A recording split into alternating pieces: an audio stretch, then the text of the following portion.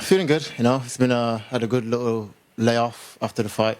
Obviously the fight didn't go to plan, to what we had planned, and there was unforeseen circumstances that caused that. But like I said, it is what it is now. I'm moving forward. I'm excited to go out there, perform again.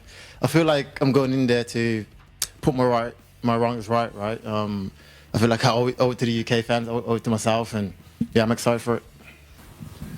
Would you accept a #1 contender fight against Shavkat again after this fight, or are you like, okay, if I put on a great performance, I just need the title shot? Yeah, I feel like I put on a good performance, go out there, put away Sean.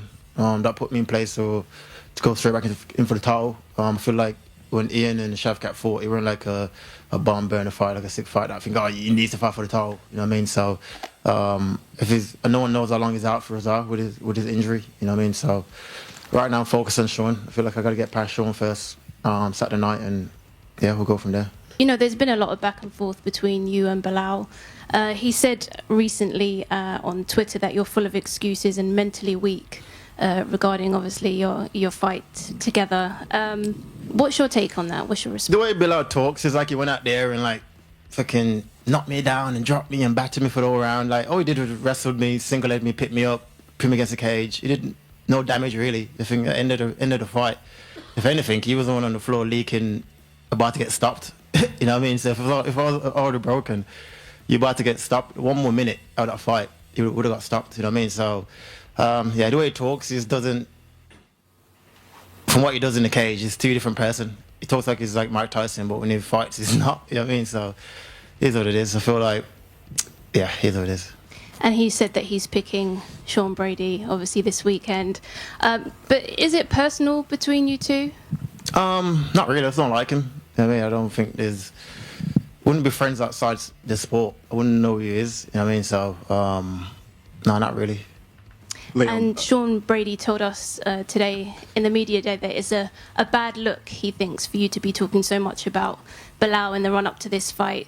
I'm not talking about Belal. You asking about Belal. I'm not talking about him. You keep asking me about him, but yeah. Do you think it's hard for you to get away from that subject?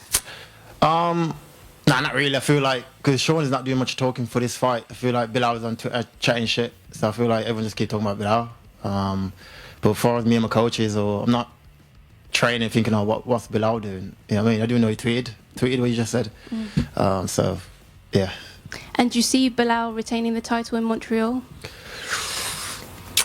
I don't know. I feel like JDM obviously is a better striker. He had good anti wrestling as well. So I don't know. If I put money on it, I'd probably go JDM. Okay. If I put money on it, yeah. And then in terms of a fight then with you and JDM, if that was to be for the title, how do you think that would go down? I feel like I'll win. He's a good fighter. You know what I mean? I was excited to compete against him. I was hoping for a striker. You know what I mean? I'm for a striker now for the last like 5 years. So we're doing good to come back to London and to entertain the fans in that sense. But like I said, Sean Brady is another tough up and comer. That I got to go out there and get rid of, you know.